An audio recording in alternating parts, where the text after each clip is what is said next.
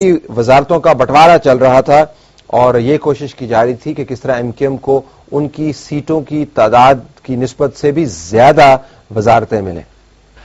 میرے خیال میں اگر یہ این آر او کے ریفرنس سے بات کر رہے ہیں تو اس وقت تو این آر او ایک سوال نہیں تھا جس وقت ہماری مخلوط حکومت کے لیے بات چیت چل رہی تھی. ہم این آر او پہ ووٹ نہ کرنا ایم کیو ایم کا جہاں ایک سیاسی اور بڑا میچور فیصلہ ہے، لیکن اس کے باوجود یہ عزم کہ ہم حکومت کو ڈیریل نہیں ہونے دیں گے، یہ اسی اسپرٹ کا عکاس ہے کہ جو حکومت قائم کرتے وقت تھا.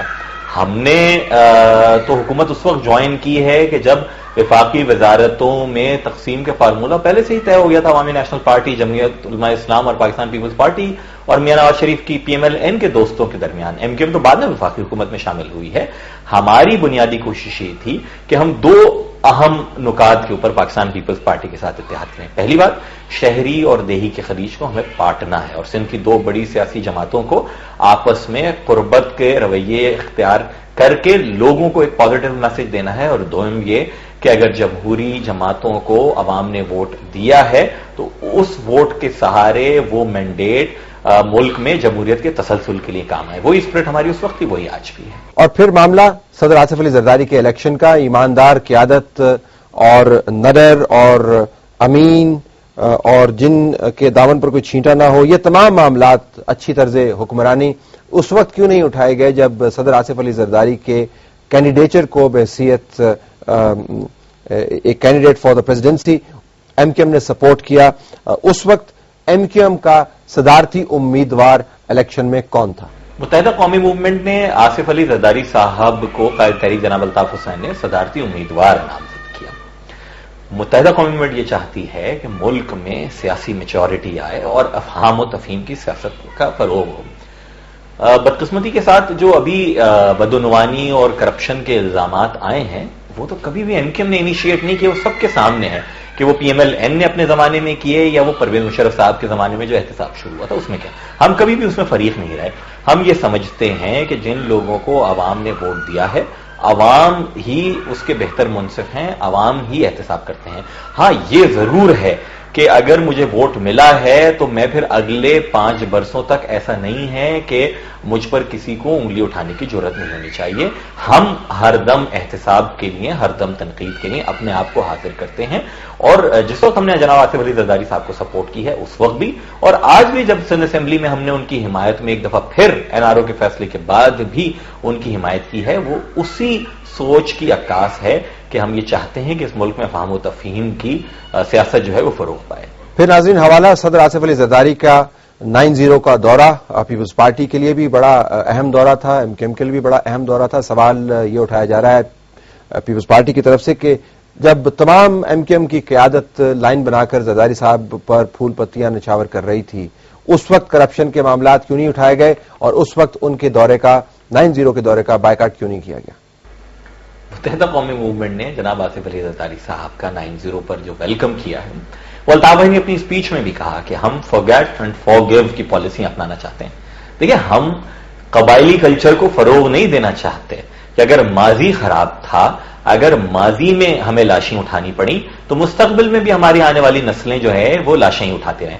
آصف علی زرداری صاحب نے بہت اچھا جیسچر دیا کہ وہ 9-0 آمد سے قبل ہمارے شہداء قبرستان گئے کہ وہ معصوم اور بے گناہ لوگ تھے جو کسی بھی وجہ سے اس زمانے میں ہمارے شہید ہوئے. اور آصف علی زرداری صاحب کا وہاں جا کے فاتحہ پڑھنا جو ہے وہ ایک بہت خوشائن قدم تھا. ہم اسی اسپرٹ کے فروغ کے لیے ہم نے، جیسے میں نے پہلے بھی کہا، کہ کام کیا اور ساری کی ساری چیزیں بھلا کے، معاف کر کے اور یہی توقع کر کے اپنے دوستوں سے کہ ہم سیاست میں انتہا پسندانہ سوچ کو فروغ نہ دیں بلکہ سیاست میں معاف کرو، سیاست میں افہام کی سوچ کو فروغ دیں. اور پھر سوال ججز کے حوالے سے کہ ایم کیو ایم کے دل میں ججز کی محبت کہاں سے امڑ آئی؟ کیا ان میں سے کچھ جج وہی نہیں ہیں جن کو 12 مئی 2007 کو ایم کیو ایم نے کراچی آنے سے روک دیا تھا اور اس اقدام کے نتیجے میں قیمتی جانوں کا ضیاع ہوا؟ اس وقت جسٹس افتخار محمد چودھری جو کہ چیف جسٹس تھے، انہوں نے کیا غلط کام کیا تھا جس کی ہر قدم پر ایم کیو ایم نے جنرل ریٹائرڈ پرویز مشرف اور چودھری پرویز الہی کے ساتھ مل کر شدید تنقید کی اور مذاق اڑایا؟ متحدہ قومی موومنٹ نے 12 مئی سے ایک ہفتے پہلے 5 مئی کو بھی آزاد عدلیہ کے لیے ریلی نکالی تھی اور ہم اس وقت بھی اس سوچ کے حامی تھے، آج بھی ہیں، کہ عدلیہ کو آزاد ہونا چاہیے، عدلیہ کی کوئی سیاسی انکلینیشن اور کوئی سیاسی ایجنڈا نہیں ہونا چاہیے.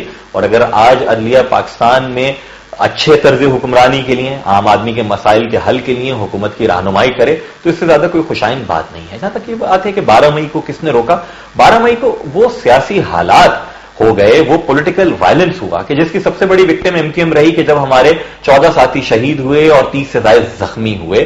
وہ حالات تھے کہ کراچی میں جو اس وقت کی حکومت تھی اس کو فیل کرنے کے لیے گولیاں چلائی گئیں، جس کا سب سے بڑا نشانہ MQM بنی کہ ان حالات کے تحت جو اصحاب ایئرپورٹ سے آنا چاہ رہے تھے وہ بوجود نہیں آ سکے. لیکن 12 مئی کی سب سے بڑی وکٹم اگر کوئی ہے تو وہ متحدہ قومی موومنٹ ہے. یہ ناظرین سوالات اور ان کے جوابات، جس طرح میں پہلے بھی کہہ چکا ہوں، گزارش کر چکا ہوں کہ سوال کڑوے سے کڑوا آپ پوچھیں، لیکن سوال جب ہو رہا ہو تو سوال سننے والے کو بھی ہمت کا مظاہرہ کرنا چاہیے، اور جب جواب آ رہا ہو تو جواب سننے کے لیے بھی ہمت کا مظاہرہ کرنا چاہیے. اس کے علاوہ بحث اور تنقید کا اور کوئی معیار نہیں ہے جس کے ذریعے ہم ملک کے اندر بہتری لا سکتے ہیں. سوالات بھی کیے جا رہے ہیں اور جوابات بھی مل رہے ہیں. Stay tuned. چند ایک اہم ترین سوالات رہ گئے ہیں جن کا تعلق آرمی ایز این انسٹیٹیوشن، کیا اس وقت موجودہ حالات میں اس ادارے کی طرف سے کسی دوسرے ادارے کو، میڈیا کو یا جوڈیشری کے کسی حصے کو ڈائریکٹ کیا گیا؟ آج کم از کم پرائم منسٹر صاحب نے اپنی پریس کانفرنس میں واضح طور پر کہہ دیا کہ اس قسم کی تمام جو باتیں ہیں وہ خرافات کے زمرے میں آتی ہیں. یہ میری اپنی اصطلاح ہے. انہوں نے ایک اور لفظ استعمال کیا تھا کہ دس اسپیکولیشن ایک ہیبٹ بن گئی ہے، تکیہ کلام بن گیا ہے. ایسی کوئی بات نہیں ہے، لیکن سوالات اٹھائے گئے تھے. ان سوالات کے جوابات ہم آپ کو کل لے کے دیں گے. ہماری طرف سے آج صرف یہی کچھ. اجازت دیجیے. اللہ حافظ.